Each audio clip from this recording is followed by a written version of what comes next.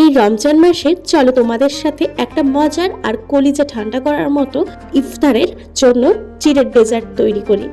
তো সবার প্রথমে ফলগুলোকে আমি ইচ্ছে মতো কেটে নিয়েছি, আর এখানে ভেজানো চিড়ে দিয়ে দিলাম, সাথে কিছুটা দুধ দিয়ে দিয়েছি, আর দিয়ে দিচ্ছি মিষ্টি দই। তারপরে ইচ্ছে মতো যে ফলগুলোকে কেটেছিলাম সেগুলো দিয়ে সবকিছু মিক্স করে নিলেই কিন্তু আমাদের চিড়ের ডেজার্ট একদম রেডি। আর উপরে ইচ্ছা মতো কয়েকটা ফল দিয়ে সাজিয়ে নিলাম। তো দেখলে তো কত সহজেই কিন্তু এই চিড়ের ডেজার্ট তৈরি হয়ে গেল।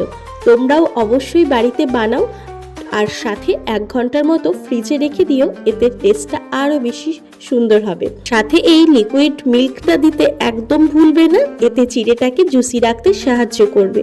তো চলো আজকের মতো বাই বাই। সবাই ভালো থেকো, সুস্থ থেকো, আমাদের জন্য দোয়া করো।